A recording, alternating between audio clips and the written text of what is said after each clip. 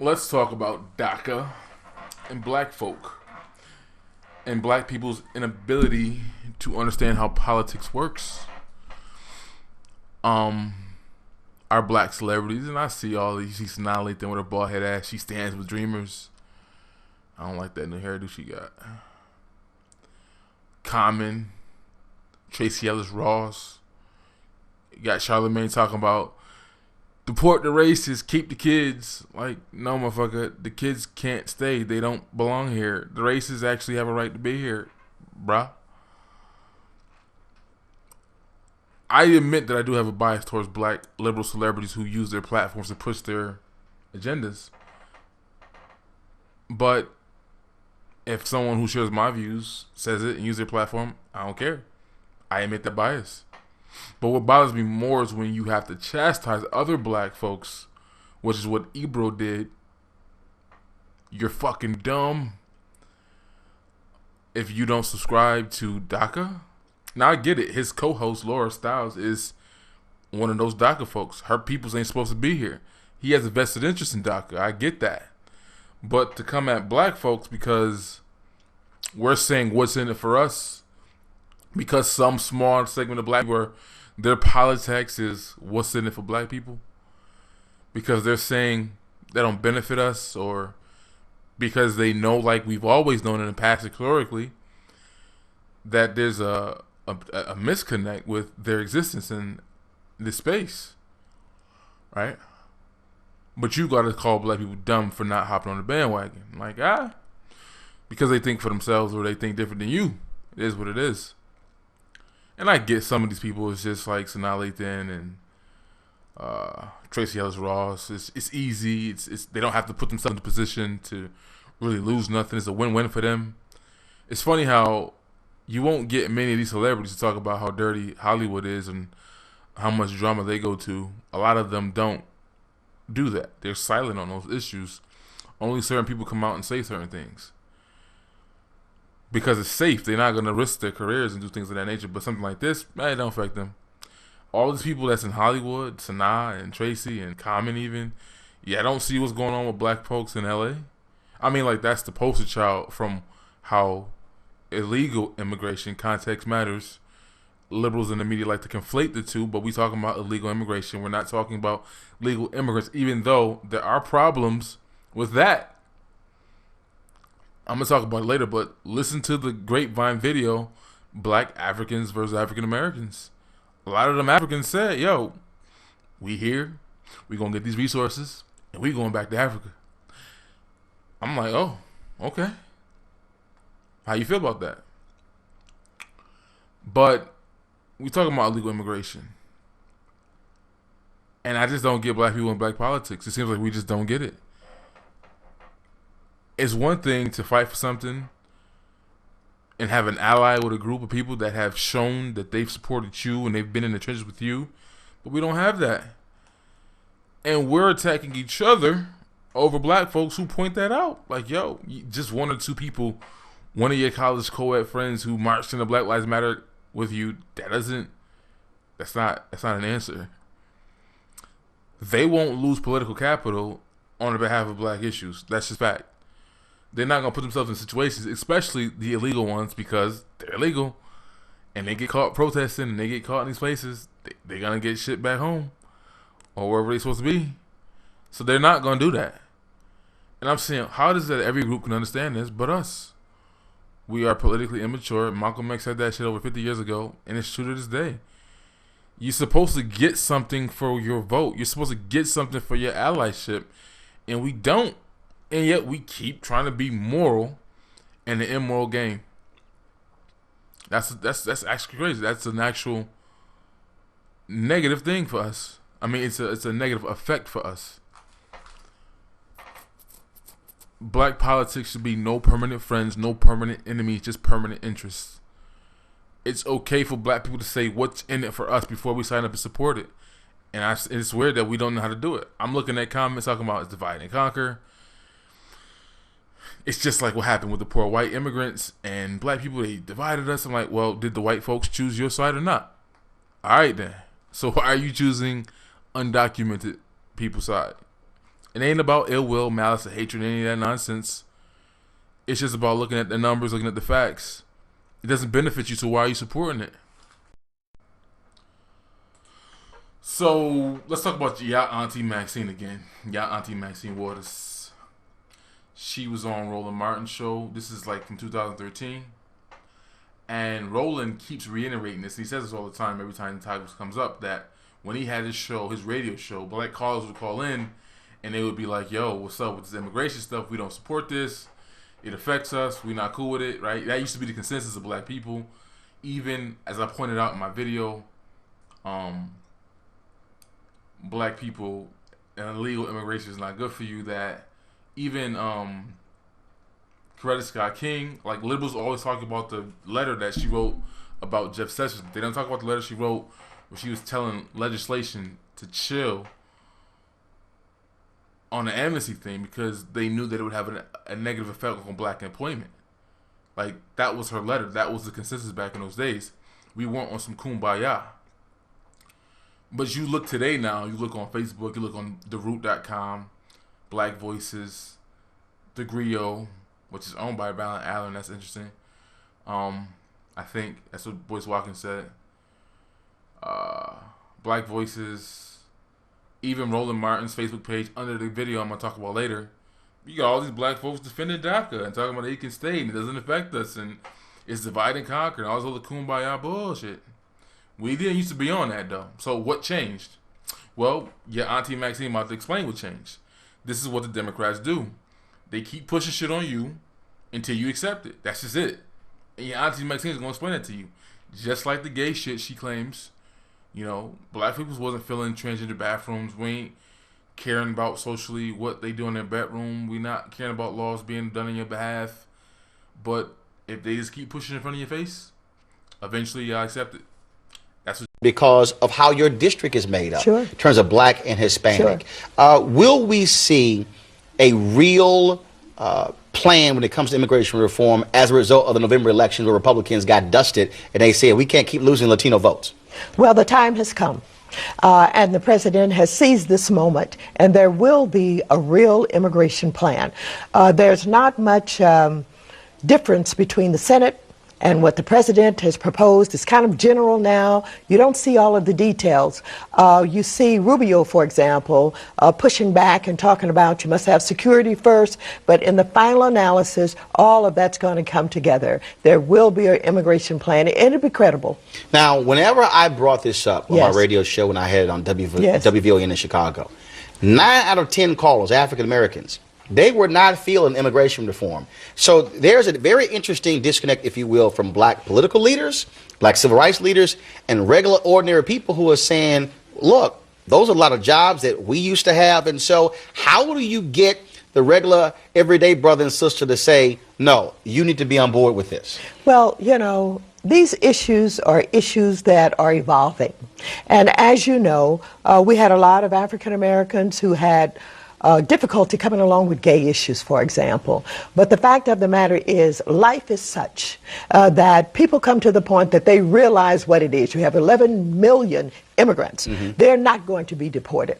They're here in this country, and all they have to do is get citizenship. There will be some requirements, and some of those requirements the president talked about a little bit. They'll have to go to the back of the line. You'll have some other issues like guest worker concerns, etc. But in the final analysis, we'll all come to the point realizing we've got to live together in this country. This is a country of immigrants. These immigrants are going to have a path to citizenship, and it'll... Now flash forward to today, and this is another segment Roland has. And if you go look at the comment section toward this video on Facebook, and it's a bunch of black folks caping for DACA and legal immigrants, right? But again, from 2013, Roland kept saying, yo, black people not feeling this, black people not feeling this.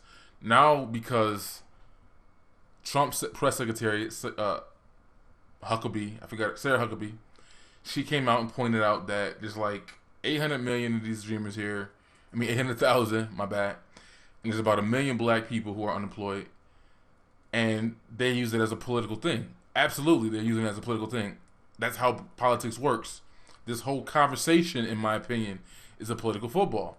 people talk about Obama and how great he was and he did what he did. Not really. He just kicked the can down the street.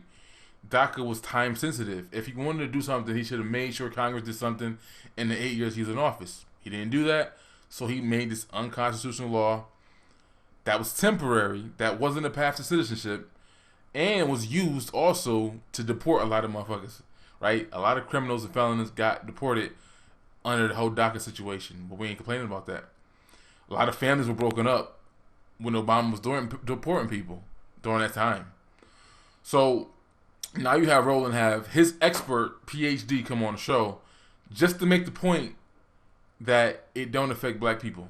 So while black people are having conversations and debates about whether or not we should support this, whether it benefits us, whether we should be allies with people who haven't returned the favor, does it affect our bottom line? Why am I fighting for jobs of people who don't supposed to be in the country when we got 1 million black folks who look like me who are unemployed?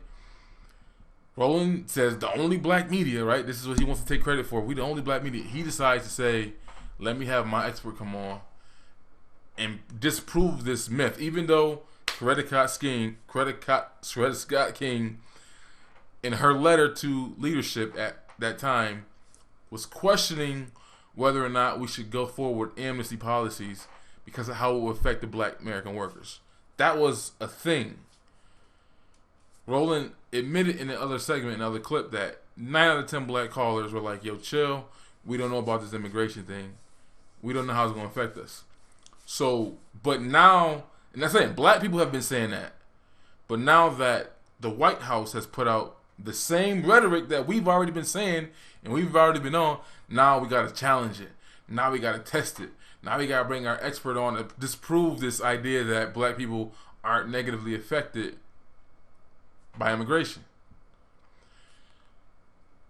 I've listened to Mae Jackson's show for this last couple weeks. They're in Chicago. They have a problem with politics. Obviously, that's the mecca of black politics, is Chicago. A lot of crazy stuff going on there. Mae Jackson, shout out to him. His show is pretty good. And he deals with these issues. I respect it. He holds both sides accountable. And he goes in on Democrats because that's where he lives at. And that's who dominates leadership in his city. But you have black callers calling in. It's like, yo, I've been getting, since Trump been in office, I've been getting all kinds of contracts that I couldn't get before. Right? So, of course, individual black people are going to benefit from it.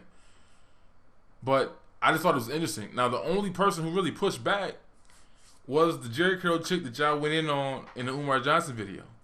And she was like, how can you prove with facts that this does not affect black people? Now, Roland said he's going to get this guy another opportunity to come back and do a 2-hour special with charts and graphs and this and that. I say Roland should have another PhD, the brother under Obama's administration who wrote his essay on how it does affect black employment, in particular black males, and let them debate. Don't just have a one-sided argument. If you really want black people to get information and you want them to know what's going on, have more than one point of view and let them make a decision for their own. Because having your one biased liberal professor come on talking about this doesn't hurt black people at all, that just doesn't make any sense to me. If you truly wanted to have a final say-so on this, have more than one opinion on that topic. And by the end of his presidency, you were black. Had nothing to do with you went to college, finished high school, you were black. Blacks also lost the largest share of union jobs during the 1980s. So that downturn had nothing to do with immigration. The 1990s, when we had the biggest wave of immigration, black unemployment went to record lows. Black income reached record highs. We have never had black unemployment lower for longer at the end of the 1990s, or black income as high as it was at the end of the 1990s. So just as a historical fact, just a basic fact check, you can't line up the history of immigration in the late 20th century with the economic history of advancement for black people. So they don't line up. So how do you deal though with this perception? And I've heard it from African Americans who say, when I look at people who who are cutting grass or who are doing construction in various neighborhoods. Black folks used to have those jobs. Now they are Latino. They say you go into fast food restaurants and you'll see all Latinos working in a fast food restaurant when you used to see African Americans. And so that's what I hear from people, and that's really what the White House is saying. Yeah, but let's be clear what DACA is about. These are people who are going on to college, who are joining the military. So these are not people trying to scrub floors. They're not trying to be at a fast food restaurant. And there's a reality that the economy can't grow without population growth. So part of the reason it's difficult to disentangle the effects of immigrants on job opportunities is that their actual presence creates job opportunities. So you don't have people grow, you don't have population grow, you don't have... So you have proof, you're saying that there's no displacement of jobs between 800,000 people and another minority group who possibly could have these jobs. And we know sitting here that black women have one of the highest percentage of advanced degrees in the country. Do you have any proof that it isn't the case, that they're not displacing African-American jobs? When you look at where they land, where immigrants land, which is not everywhere in the United States, and it doesn't map onto where black people live everywhere. So when you make the comparison to where are immigrants and where they aren't, you see one thing in common. America loves to discriminate against black people. So when you say we don't get a job, it doesn't make it, I mean, we act like, oh, if Hispanics weren't there, they would hire us. No, if Hispanics weren't there, they still wouldn't hire you. When we hear this argument, we never hear... Discrimination is real. But when we hear this argument, as much as I know that Stephen Miller and Steve Bannon are weasels, and we know why they're pushing this argument, I never hear any factual proof that Said we'll be examining that, but one of our most recent hearings was on the effect of illegal immigration on black wage and employment levels, and the evidence that we gathered shows that unequivocally the wage and employment levels of black Americans are disproportionately adversely affected by illegal immigration, particularly when it pertains to the effect on black males. It should be noted, I think, that the witnesses that appear before the commission were experts and scholars on immigration that spanned the ideological spectrum. And while they may have disagreed with respect to policy and maybe matters of degree, every single witness before the commission agreed that illegal immigration has a decidedly negative impact on the wage and employment levels of black Americans, particularly black males. And the evidence shows that the reason for this is actually pretty basic. Black Americans, especially black males, are disproportionately concentrated in the low-skill labor market and are disproportionately more likely to have no more than a high school diploma. Likewise, illegal immigrants, disproportionately concentrated in the low-skilled labor market, disproportionately more likely to have low levels of academic achievement, and these two groups compete with one another in the low-skilled labor market.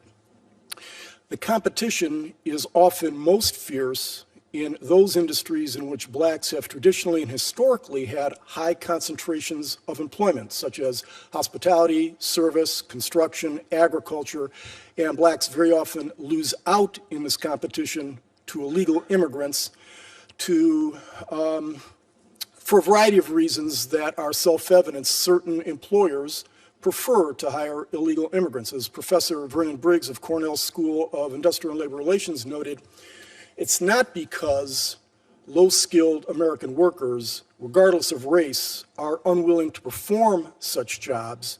It's that they're unwilling to do such jobs at the cut-rate wages and sometimes substandard working conditions.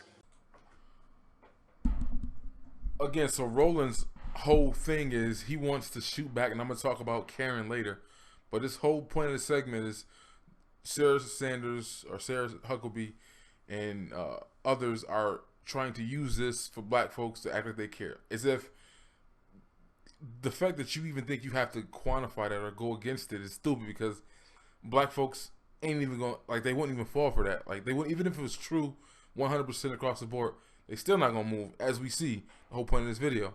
But one thing the dude said, so Roland is claiming that, you know, this is the only black news media outlet, blah, blah, blah, and we're going to set the record straight, right? So all these years, he's been having this discussion. All these years, he's been having black folks tell him and call on his radio show and say, yo, we're not feeling this legislation. It's not really going to benefit us. And all of a sudden now, because Trump's administration said it, he wants to bring on a quote-unquote expert to dispel that myth. I don't understand that. Why now? Why is it now that you think that you want to bring him on to do that? Now, I think, as you see the brother who went before, and this is a brother who came out of Obama's administration, who is pointing out his study and saying how it does affect black males in particular. You should have both of them come on and debate and present their evidence and let people make their own decision. Not just have one-sided view, right? If you're saying you're black media and you're talking about things that no one else is talking about, then don't just have a one-sided view conversation. Have another expert come on to argue his points as well. But again, one thing the dude said too that was weird is he said that he tried to make the argument that these are dreamers, and dreamers aren't sweeping floors and taking these jobs and working in restaurants. So wait a minute, how do dreamers have the ability to come to America when their parents came here with nothing, right? We know about 40% of them, their parents just overstayed their visa, like most of the Africans. We're going to talk about the Africans later. So that means 60% of them are people who just snuck in the country and came through the border. But you're saying that they can afford to go to college in America and pay for it without working part-time jobs, without busting tables. How is that possible when Americans are doing that to pay for college or to help pay for books and things of that nature? That didn't make any sense. He's trying to make one of the arguments is these dreamers are in college, so they're not taking these specific jobs. That's malarkey. How is it that Americans are doing hospitality, working in hotels, cutting grass, doing whatever they got to do to either provide for their kids? Because obviously they keep calling them kids, but they're in college, so they're not kids. They're kind of adults. But I'm sure some of them have children themselves. So you're saying that they're not working these jobs, but somehow they're paying for college. That just doesn't make sense to me. But the crazy thing is, the only person who pushed back was the sister with the Jericho that everybody went in on in the Umar Johnson conversation. So, and he didn't really have a definitive answer for her. How can you prove this specifically? Obviously, we know that biasism exists. Obviously, we know that it doesn't automatically mean that if you remove them, that black people will be in a position, because I don't think black people are politically ready for it. Like, they don't have a plan of action and a movement. Now, I was listening to Mace Jackson, and I'll play a clip from his show later, where he had callers calling in saying, like, yo, I'm in Chicago, and since Trump been president, I've been getting contracts now, and usually that's the poster child for, black construction workers and things of that nature, and government contracts not going to black contractors anymore. So it's just weird. Like, you have people on the ground saying, yo, I see it myself, this has affected me, yada yada yada, but then you got the Ivory Tower folks saying, no, it don't affect you because they're not in your city. Well, New York, California, Texas, and Chicago are heavily populated with black Americans, and in those states, those are the people who I usually hear complaining about losing out or going to a space and they don't see any black people working there, and they only see foreigners on a construction site. So it just doesn't make sense. Obviously, yes, discrimination is here. No, I don't believe that if tomorrow they were deported, like overnight, that it would be fixed with the black workers, because black people, for one, have said that they don't. Half of us are supporting DACA, so that's one reason why it's not gonna happen. Between illegal immigration and between the white boys and their academic with opioids, that's an opportunity for people to take advantage of if you are in a position. If you're not in a position, you're not ready, you're not having a coalition, if you're not ready to say, oh, I'm going to hold Trump's administration accountable, and we're going to make sure that the practices and the hirings goes through they're not going to deport these people, but Congress is probably not even going to vote on this and get it done. They're going to use it as a political football and kick it back and forth like they've always been doing with this issue since Reagan in 1980. But yeah, that's just the thing, that I don't see black people being ready. So even if it did happen, black people would not be ready for it, because half of us are not in the position and another half of us are cheering for this policy or caping for it. Like, it don't affect other black people. One of the arguments I keep seeing in Roland Martin's on any, whether it's Roland or HuffPost or whatever the route, is they're acting like these jobs are minuscule and they don't matter. But all these black people keep calling saying, well, we used to dominate those jobs. It's just weird. Like, when I even noticed years ago, when I used to go into Home Depot and as a kid, I see nothing but men in their store walking around. That situation has shifted. I go in there now, I see nothing but women working in Home Depot. and teenagers in high school. There's always been a job, another one of those jobs that people who are in high school, people who are in college trying to pay for school, and they do it and they work part-time. But now you go in there, you see women in there. It's like the workforce has more competition in it. And obviously we know that women work for less wages and they're more likely to want to work part-time, and that's a Home Depot allows. Those are really part-time jobs. They prefer to hire people that way. But that's just an example of how I see, like, you can see situations like, okay, women have changed the competitive market of the workplace for certain jobs, and you walk in there and you see there's a preference for employers to hire them over men, and you see that. Home Depot to me is an example of that.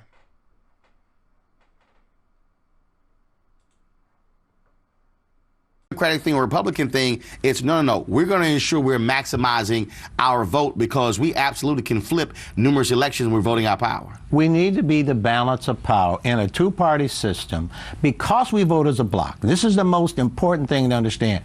No other ethnic group in America votes as a bloc other than black Americans. White women don't do it. White men don't do it. Latinos don't do it. Asians don't do it. We vote as a bloc. When you vote as a bloc in a country or in an electoral process, you can become the balance of power because your voting power is not split. And we should recognize that and exercise that. And I think that's, to me, is where the future of black America needs to be in this electoral process. This is a divided nation. You see it every day on television. So I think, unfortunately, it's going to be a divided nation for a long time.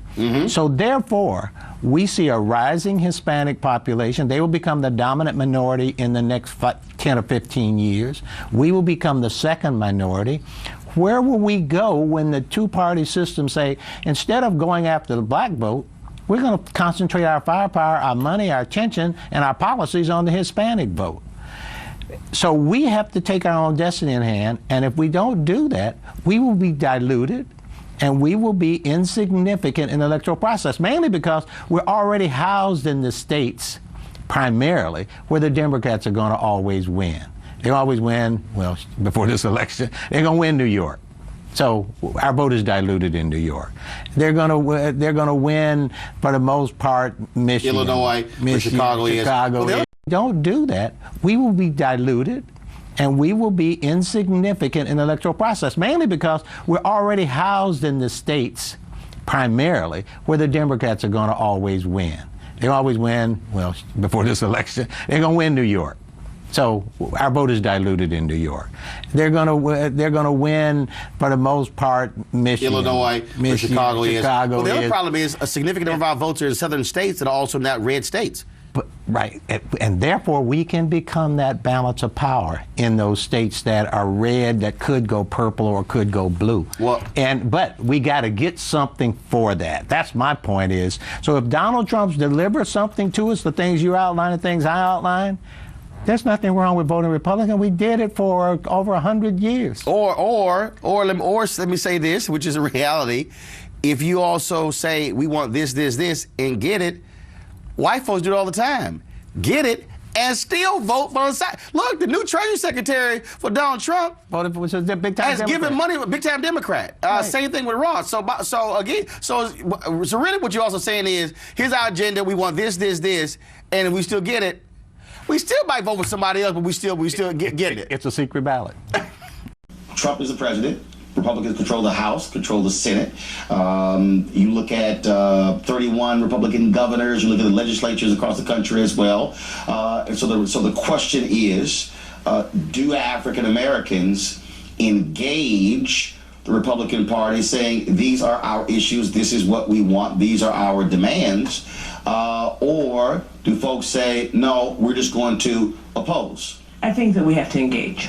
I think that what Bob was saying about forming, and you and Bob were talking about forming a PAC, is something I've been saying for the last 6 months. Well, it's not necessarily a PAC, but some sort of structure. And I think that his point about that it's an emotion, what we're feeling right now, but it's not a policy. And that we actually do have to come up with an agenda and a policy and take it to both parties and say, this is our demands, this is our intentions, and this is what we want you to do, and support those who, whether they're in the House or the Senate or the governor's seat or mayors, and support those who People we were excited for the first black president, and I said yes, but he's also the 44th. Our job is to press and engage him on our agenda like the previous 43. But the question is, will we do that? Will we, whether it's economic, whether it's social, whether it's cultural, will we do that? And then the question is, what does it look like? Brandon, go ahead. President Barack Obama's election back in 2008 when he won, and Senate Republican leader Mitch McConnell came out and said we'll make him a one-term president. That was wrong. I came out and spoke out against it, and I think it's wrong, fast forward 8 years for us to come out the block not wanting to work with the president. For the next 4 years, he is going to be the president. We need to, you're talking about interests. The interests are jobs in our community, education, safer streets. Those are the same interests, and we need to hold him, his feet to the fire to come through, and I agree. All right. Now, the brother is a Republican, but he's 100% on point. Now, here comes Amber Phillips, again, not listening, not thinking about what was said. She's just going to jump in here emotionally. And I agree. And we need This is a man who, we have to talk about Donald Trump in context. Yes, if it were any other Republican president, we could say we need to go to him, but the pushing is going to look a bit different. We're not only have to go in to advocate for our policies, but what we're looking at is black people and people. This is a man who, we have to talk about Donald Trump in context. Yes, if it were any other Republican president, we could say we need to go to him, but the pushing is going to look a bit different. We're not only have to go in to advocate for our policies, but what we're looking at is black people and people of color are going to die under this administration. We're going to have to protect immigrants. We're going to have to protect people. I'll say. Say no more. That's how they say it in Philly. That's it. The context of this conversation was real, actual, tangible, bipartisan stuff. You had the black Republican on there saying, yeah. You had Roland Martin saying, yeah, but he did say some dumb shit too when he said that, well, we could lie and vote somewhere else. I'm like, well, people do that. Posters lie and say they're going to vote for people and they don't vote for them. Obviously, that happened to Hillary with the female vote and people in the Rust Belt. But that's not going to work with black people the first time they do it. You do it, you get something, and what? That one election cycle that works. So the idea that he said, or we can say we're going to vote one way and not do it after we've got something. Again, how long do you think that's going to work? One election cycle and that's it. The next midterm is over. Or the next local election, whatever you got is probably going to be gone. But that was the whole point of that segment, though, is no feelings, no emotions, no attachments to any other groups. Just if it benefits us, this is what we're going to do. And your girl said we got to protect immigrants. So instead of going to the president with an opportunity to get your needs and your community's interests met, you're going to bring up other people's communities. And the question is, would they do the same thing for you? Would they waste their political capital or sacrifice getting something that they could tangibly get done, like this is a hypothetical question, and then sacrifice it because, well, oh no, we got to protect, black men from getting shot by police, or we got to do something about criminal justice reform and things of that nature. When that's not an issue for them, right? According to the left, the dreamers they commit less crimes than Americans do, right? That's what they're saying. So the criminal justice thing is not an issue for them. Do you think, though, they would sacrifice an issue for them as far as getting legal status or, becoming teachers or whatever on our behalf? And obviously the answer is no, but that's where we at politically. And that's one of the reasons why I said no. If they were going to